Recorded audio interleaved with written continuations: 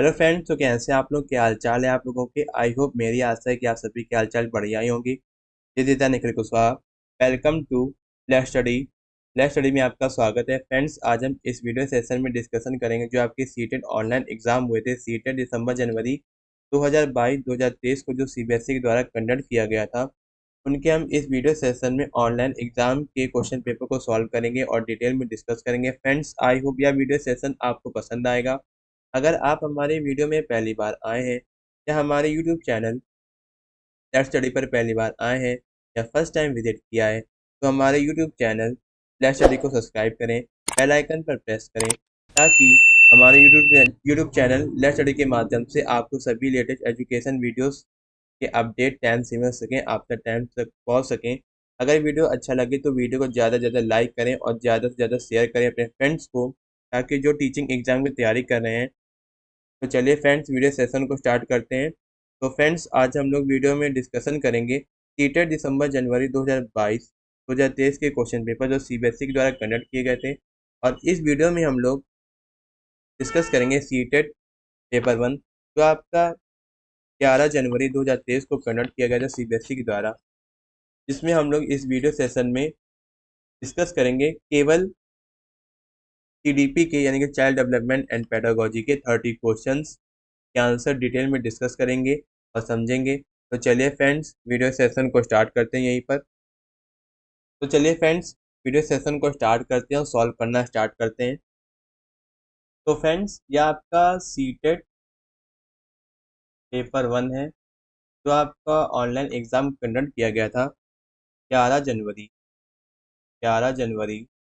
2023 का online exam का question paper है। इसमें हम लोग केवल सीडीपी के 30 क्वेश्चंस को सॉल्व करेंगे और डिटेल में समझेंगे। तो चलिए फ्रेंड्स, सॉल्व करना स्टार्ट करते हैं। तो हमारा पहला क्वेश्चन है सीडीपी का यानी कि चाइल्ड डेवलपमेंट एंड पेडागोजी का। दिया गया है जैविकी डैश योग्यताएं जैसे कि चलना डैश के माध्यम से हासिल हो सकती हैं। जैविकी डैश योग्यताएं जैसे कि चलने के लिए डैश की आवश्यकता होती है। तो क्वेश्चन नंबर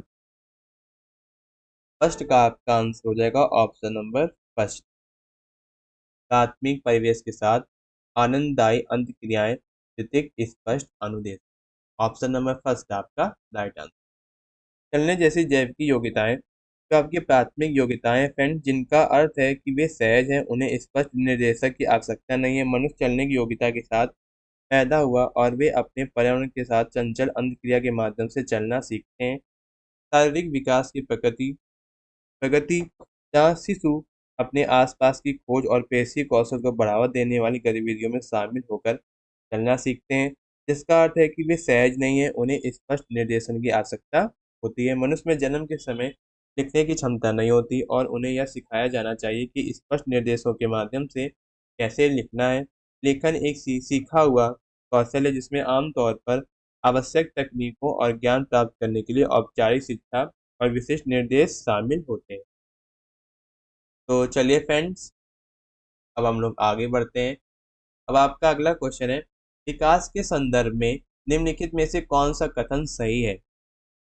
विकास के संदर्भ में जो आपका कथन सही होगा वह आपका होगा ऑप्शन नंबर 4। विकास सिर से पांव की ओर बढ़ता है। ऑप्शन नंबर 4 आपका राइट आंसर। विकास एक जटिल प्रक्रिया है जो आनुवंशिकता और पर्यावरण दोनों से प्रभावित होती है। विकास सिर से पांव तक होता है। यह कथन शिशुओं में पेशी विकास के सामान्य पैटर्न को संदर्भित करता है। प्रारंभिक विकास के दौरान शिशु आमतौर पर पहले अपने सिर और गर्दन की मांसपेशियों पर नियंत्रण करने के उसके बाद अपने ऊपरी शरीर और धड़ को नियंत्रित करने की क्षमता प्राप्त करते हैं। अतः अपने पैरों पर नियंत्रण विकसित करता है। इस अनुक्रम को अक्सर शीर्षगामी विकास के रूप में जाना जाता है, जिसका अर्थ है सिर से पूंछ या सिर से पैर तक है। यह शिशुओं के पेशी विकास में एक सामान्य अवलोकन है। उदाहरण के तौर पर हम लोग समझ सकते हैं कि एक बच्चे का सिर विकसित होने वाला है। शरीर का पहला भाग होता है। बच्चे का धड़ और हाथ पैर बाद में विकसित होते हैं। ऐसा इसलिए क्योंकि मस्तिष्क जो सिर में स्थित है शरीर की गतिविधियों को नियंत्रित करने के लिए जिम्मेदार है। तो चलिए फ्रेंड्स, अब हम लोग आगे बढ़ते हैं। अब आपका अगला क्वेश्चन है, क्वेश्चन नंबर थर्ड। किया गया प्राथमिक कक्षा के बच्चों के लिए निम्नलिखित में से कौन सा प्राथमिक सामाजिकरण का कारक संस्था है। तो क्वेश्चन नंबर थर्ड में आपका आंसर हो जाएगा ऑप्शन नंबर फर्स्ट, निकटतम परिवार। ऑप्शन नंबर फर्स्ट आपका राइट आंसर। जो आपका निकटतम परिवार है, जिसमें माँ के माता पिता, भाई बहन और करीबी रिश्तेदार शामिल हैं, वो प्राथमिक कक्षाओं में बच्चों के लिए प्राथमिक सामाजिक कारक संस्था माने जाते हैं। जो आपके परिवार हैं, जो आपके सबसे पहले निकट होते हैं, वो आपके कौन से होते हैं? प्राइमरी सोशलाइजेशन एजेंट या एजेंसी ऑफ। तो चलिए फ्रेंड्स, अब हम लोग आगे बढ़ते हैं। अब आपका अगला क्वेश्चन है, क्वेश्चन नंबर फोर्थ। किया गया है कि जीन पियाजे के संज्ञानात्मक विकास के सिद्धांत के अनुसार बच्चे किस अवस्था में चिंतन को मानसिक रूप से प्रतिवर्तित कर सकते हैं? किस प्रकार से प्रतिवर्तित कर सकते हैं? मूर्त संक्रियात्मक। ऑप्शन नंबर थर्ड आपका राइट आंसर। यानी कि उत्क्रमणीयता तात्पर्य क्रियाओं या संरचनाओं के अनुक्रम को मानसिक रूप से प्रतिवर्तित करने की क्षमता से है। मूर्त, जो आपकी मूर्त संक्रियात्मक अवस्था है, आमतौर पर 7 और 11 वर्ष की आयु के बीच होती है। मूर्त संक्रियात्मक अवस्था में बच्चे मानसिक रूप से अपनी सोच को पूर्ववत व प्रतिवर्ती कर सकते हैं और यह समझ सकते हैं कि किसी क्रिया को प्रतिवर्ती किया जा सकता है या मूल स्थिति को बहाल करने के लिए प्रक्रिया को उल्टा किया जा सकता है या उनके विकास में एक महत्वपूर्ण संज्ञानात्मक आधार। तो चलिए फ्रेंड्स, अब हम लोग आगे बढ़ते हैं। अब आपका अगला क्वेश्चन है, क्वेश्चन नंबर 5। दिया गया है जीन पियाजे के अनुसार हमारे मौजूदा स्कीम में अनुभव को लगातार सम्मिलित करने की प्रक्रिया को डैश कहा जाता है। तो क्या कहा जा सकता है?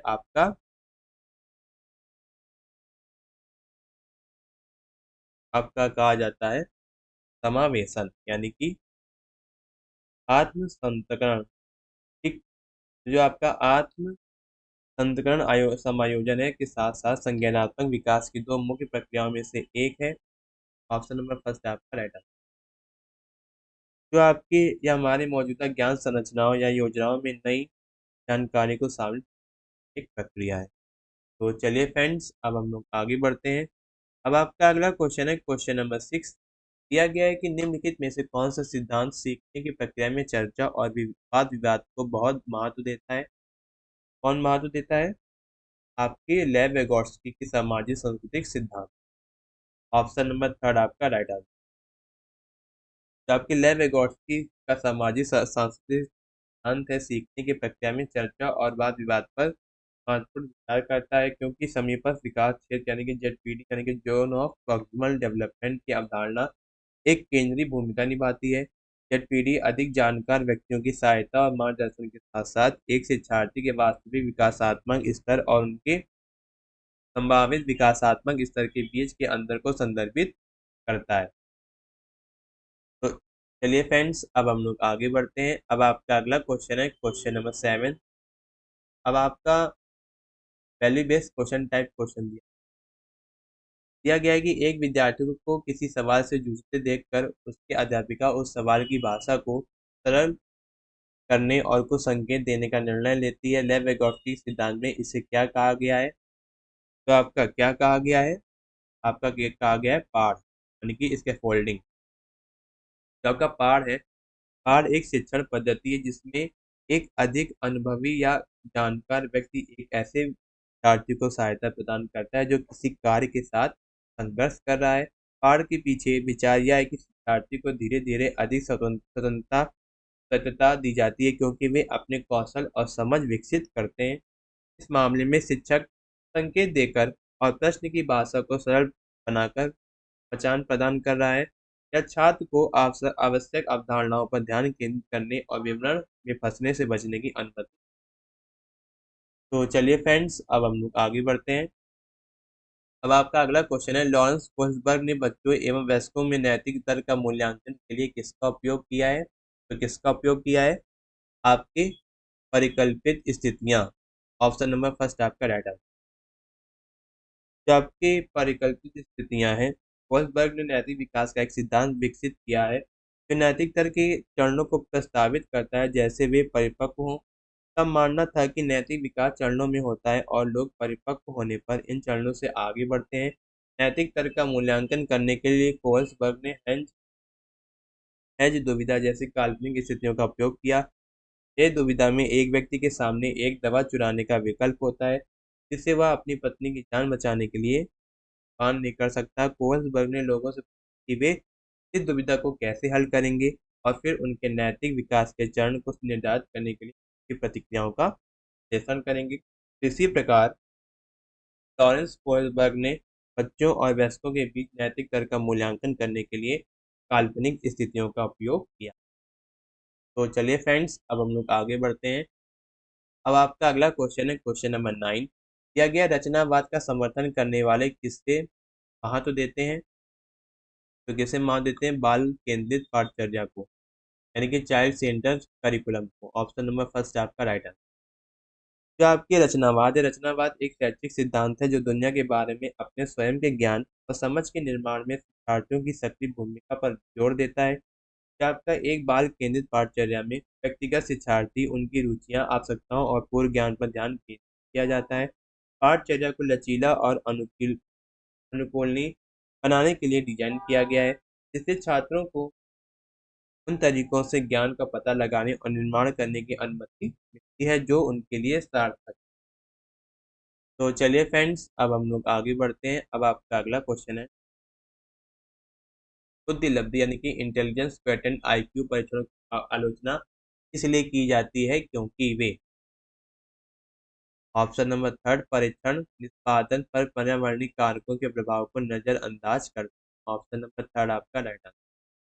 यानी कि जो आपके आईक्यू परीक्षण है, आलोचना का तर्क है कि आईक्यू परीक्षण पर्यावरण कारक जैसे सामाजिक, आर्थिक स्थिति, शिक्षा, सांस्कृतिक पृष्ठभूमि और संसाधनों तक पहुंच के प्रभाव के लिए सांस्कृतिक पृष्ठभूमि और संसाधनों तक पहुंच के प्रभाव के लिए पूरी तरीके से जिम्मेदार नहीं हो सकते हैं। ये पर्यावरणीय कारक किसी व्यक्ति को बौद्धिक उत्तेजना, शैक्षिक अनुभव और विभिन्न प्रकार के ज्ञान के संपर्क में आने के अवसर को महत्वपूर्ण रूप से प्रभावित कर सकते हैं। तो चलिए फ्रेंड्स, अब हम लोग आगे बढ़ते हैं। अब आपका अगला क्वेश्चन है क्वेश्चन नंबर 11। दिया गया भाषा और विचार के संदर्भ में निम्नलिखित में से कौन सा कथन नहीं है? तो क्वेश्चन नंबर 11 का आपका आंसर होगा लेव एगोर्स्की। ऑप्शन नंबर 4, लेव एगोर्स्की ने प्रस्तावित किया कि भाषा चिंतन को साधित करती है। ऑप्शन नंबर 4 आप, यानी कि पियाजे का मानना था कि भाषा और विचार स्वतंत्र प्रणालियां जो अलग अलग दरों पर विकसित होती हैं। पियाजे ने तर्क दिया था कि विचार भाषा से पहले आता है और वह भाषा केवल उसे व्यक्त करने का एक तरीका है जो हम पहले से मानते हैं या जानते हैं। दूसरी ओर वैगोत्स्की का मानना है कि भाषा और विचार अन्योन्याश्रित प्रणालियां हैं जो एक साथ विकसित होती हैं। वैगोत्स्की ने तर्क किया है कि भाषा हमें अधिक प्रभावी ढंग से सोचने में सक्षम बनाती है और वे संज्ञानात्मक विकास में महत्वपूर्ण भूमिका निभाती हैं। ठीक। तो चलिए फ्रेंड्स, अब हम लोग आगे बढ़ते हैं। अब आपका अगला क्वेश्चन है क्वेश्चन नंबर 12।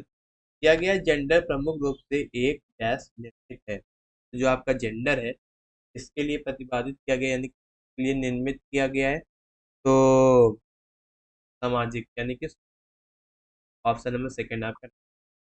जो आपका लिंग है, लिंग में पुरुष या महिला होने के मनोवैज्ञानिक, सामाजिक और सांस्कृतिक पहलू शामिल है। लिंग जो है आपका सामाजिक, आर्थिक, राजनीतिक और अन्य कारकों की भूमिका को दर्शाता है। तो चलिए फ्रेंड्स, अब हम लोग आगे बढ़ते हैं। अब आपका एडर्सन रीजन टाइप क्वेश्चन है क्वेश्चन नंबर 13। फ्रेंड्स, मैं आपको सॉल्व करने से पहले मैं आपको यह बता दूं कि जो आपके एडर्सन रीजन टाइप जो क्वेश्चंस हैं आप लोग तभी सॉल्व कर पाओगे जब आपके सीटेट पेपर 1 और सीटेट पेपर 2 में जितने भी सब्जेक्ट होते हैं, ये सारे सारे जितने भी सारे के सारे कॉन्सेप्ट हैं आपको क्लियर होने चाहिए। तभी आप लोग एडर्सन और रीजन के जो क्वेश्चंस हैं वो लोग आप लोग कर सकते हो। ठीक, तो चलिए देखते हैं। दिया गया है क्वेश्चन नंबर 13। दिया गया है कि विविध सामाजिक, आर्थिक पृष्ठभूमि वाले विद्यार्थियों की आवश्यकता करने के लिए एक शिक्षक को मानवीकृत पाठचर्या अपनानी चाहिए। तो दरअसल आपका हो जाएगा गलत। ठीक, आपका मानकीकृत पाठचर्या विविध सामाजिक आर्थिक पृष्ठभूमि के छात्रों के लिए समयागत हो सकती है, क्योंकि यह उनकी व्यक्तिगत जरूरतों और सीखने की शैली को ध्यान में नहीं रखता है। इसीलिए आपका एजर्सन होगा। और रीजन दिया गया, मानकीकृत पाठचर्या सभी प्रकार की व्यक्तिगत भिन्नताओं को ध्यान में रखती है। ये भी आपका गलत हो जाएगा। तो ऑप्शन नंबर 4 आपका राइट आंसर। ठीक। अब आपका अगला क्वेश्चन है, क्वेश्चन नंबर 14। रचनात्मक आकलन क्या है? जो आपका रचनात्मक आकलन है वो आपका है समुचित शिक्षण अधिगम प्रक्रिया के दौरान किया जाता है। ऑप्शन नंबर 3 आपका राइट आंसर। जो आपका रचनात्मक आकलन है, शिक्षण और अधिगम को सूचित करने के लिए छात्र अधिगम के बारे में जानकारी इकट्ठा करने की एक प्रक्रिया है। जो आपका रचनात्मक आकलन है सतत और निरंतर है और इसे विभिन्न तरीकों से किया जा सकता है, जिसमें प्रश्नोत्तरी, कक्षा चर्चा और छात्र कार्य नमूने शामिल हैं। रचनात्मक मूल्यांकन का लक्ष्य है शिक्षकों को यह पहचानने में मदद करना कि छात्र क्या जानते हैं और क्या नहीं जानते हैं, कि वे अपने निर्देश को तदनुसार आयोजित। चलिए फ्रेंड्स, अब हम लोग आगे बढ़ते हैं। अब आपका अगला क्वेश्चन है,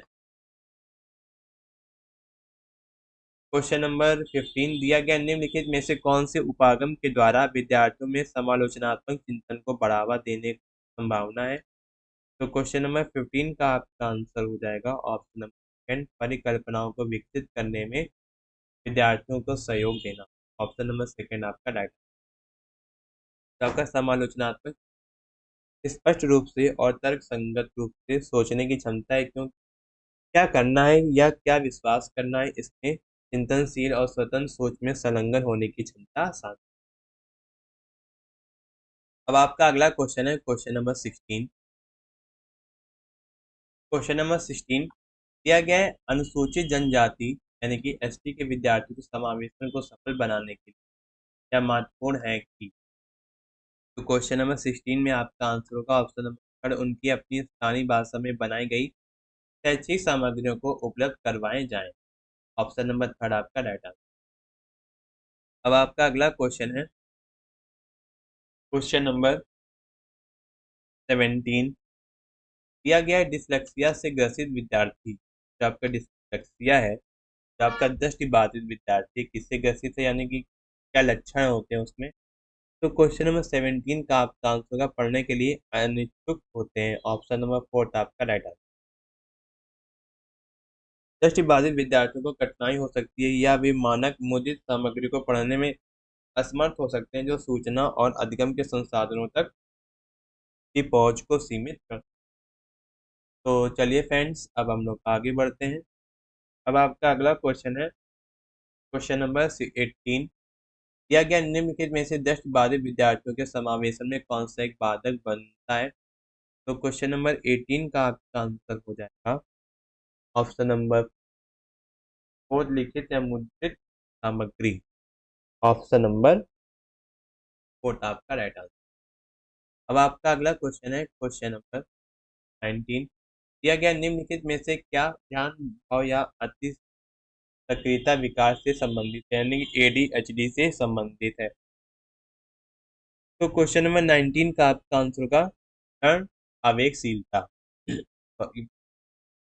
जो आपका ध्यान भाव या अंत सक्रियता विकार है, एक तंत्रिका विकासात्मक विकार है जो असावधानी, अति सक्रियता और आवेग के लगातार स्वरूप के विशेषता है, जो विकास के तुलनीय स्तर पर व्यक्तियों में सामान्यता देखे जाने की तुलना में अधिक लगातार और गंभीर होती है। तो चलिए फ्रेंड्स, अब आपका अगला क्वेश्चन है, क्वेश्चन नंबर 20। जो आपके प्रतिभाशाली बच्चों की एक प्रमुख विशेषता है, जो आपके प्रतिभाशाली बच्चे हैं उसमें एक प्रमुख विशेषता यानी कि स्पेशल कैरेक्टर कौन सा होता है? कैरेक्टर होता है आपका उच्च स्तर की बौद्धिक क्षमता। ऑप्शन नंबर फर्स्ट आपका राइट आंसर। अब आपका अगला क्वेश्चन है, एडर्सनिज्म टाइप क्वेश्चन, क्वेश्चन नंबर 21। 21 में दिया कि एक शिक्षक को विषय वस्तु को पढ़ाने के लिए उससे संबंध एवं संगत तरीके से प्रस्तुत करना चाहिए। तो ये आपका बिल्कुल सही है। ठीक। अब आपका दिया गया है रीजन। ये तो आपका था अभिकथन यानी कि एदर्सन दिया गया था। अब आपका रीजन दिया गया है सीखना एक निष्क्रिय प्रक्रिया, जो आपका निष्क्रिय नहीं है, सक्रिय प्रक्रिया, एक्टिव एक्टिव प्रोसेस। ठीक।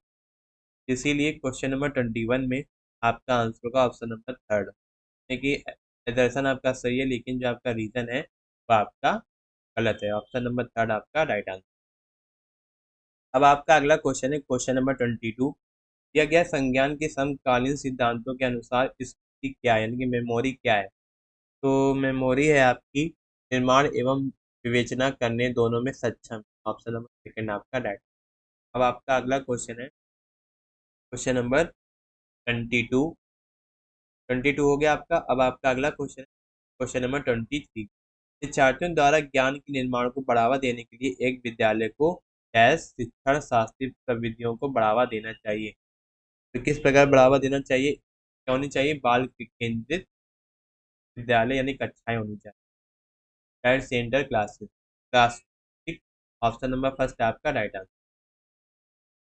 अब आपका अगला क्वेश्चन है क्वेश्चन नंबर 24। दिया गया, अब आपको बताना है कि निम्नलिखित में से अधिगम दिशा निर्देशों के लिए कौन सा सार्वभौमिक अभिकल्प का हिस्सा नहीं है। क्या है, नहीं है। तो आपका क्या है, भेदभाव के बहुविध तरीके। ऑप्शन नंबर सेकंड आपका राइट। अब आपका अगला क्वेश्चन है क्वेश्चन नंबर 25। दिया गया निम्नलिखित में से किसके द्वारा समस्या समाधान को बढ़ावा दिया जा सकता है।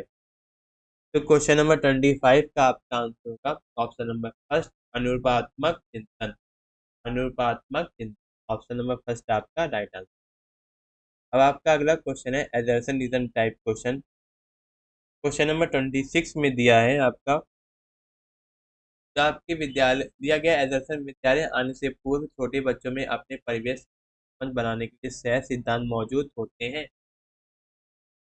तो ये आपका बिल्कुल सही है, एजर्सन से है। जो आपका रीजन दिया गया है, इस प्रकार समझ पूरी तरीके से अतार्किक और इसकी अनदेखी करनी चाहिए, बिल्कुल अनदेखा इसको नहीं करना चाहिए।